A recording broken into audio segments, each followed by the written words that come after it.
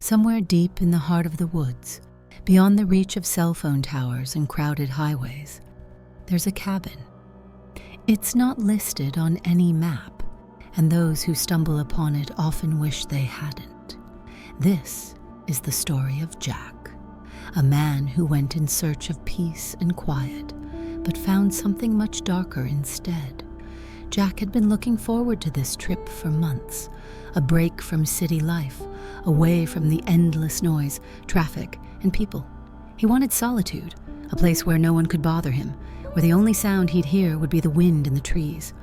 He found a listing for a remote cabin online.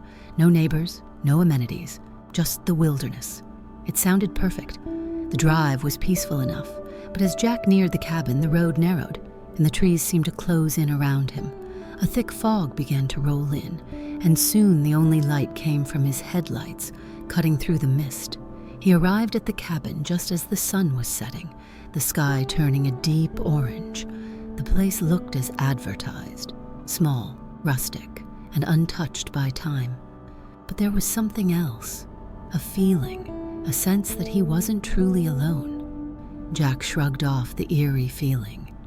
He was alone after all, or so he thought. The first night was uneventful. Jack cooked a simple meal, read a book by the fire, and fell asleep listening to the wind. But in the dead of night, he was woken by something strange. At first, Jack thought it was an animal, but as he listened more closely, the footsteps seemed too heavy for a deer or coyote.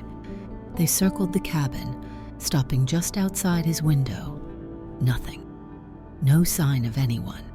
He convinced himself it was just his mind playing tricks on him and went back to bed, trying to shake the feeling of unease. The next morning, Jack's stomach twisted when he found the footprints. They were large, unmistakably human, and they encircled the cabin multiple times. Someone had been outside watching him. He called out, but there was no answer. He had brought a shotgun with him, just in case of wildlife. But now, it gave him a sense of security he hadn't anticipated needing. Still, Jack wasn't one to scare easily. He brushed it off as a prank, maybe some hunter passing through. But deep down, he knew something wasn't right. That night, the wind picked up. It howled through the trees, making the cabin creak. Jack sat by the fire listening, his heart pounding as he swore he heard the footsteps again. Slow, heavy, but this time, they were closer. Jack wasn't taking any chances. He stood at the door, shotgun in hand, listening. Then, just outside the window, came a sound that sent chills down his spine. A soft, raspy whisper. Jack. There was no one there. No shadow, no footsteps, nothing. The whisper, however, had been real. It had known his name. By morning, Jack had had enough. He didn't care what the explanation was. He wasn't staying another night. As he packed up his truck, he noticed something on the cabin's door. Someone, or something, had left him a message, a final, chilling reminder that he had been watched all along.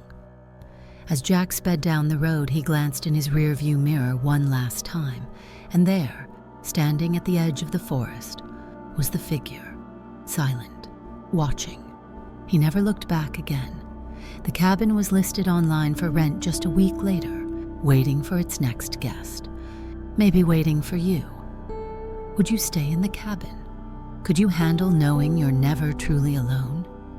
If you enjoyed this story, don't forget to like, subscribe, and hit the bell for more spine-chilling tales.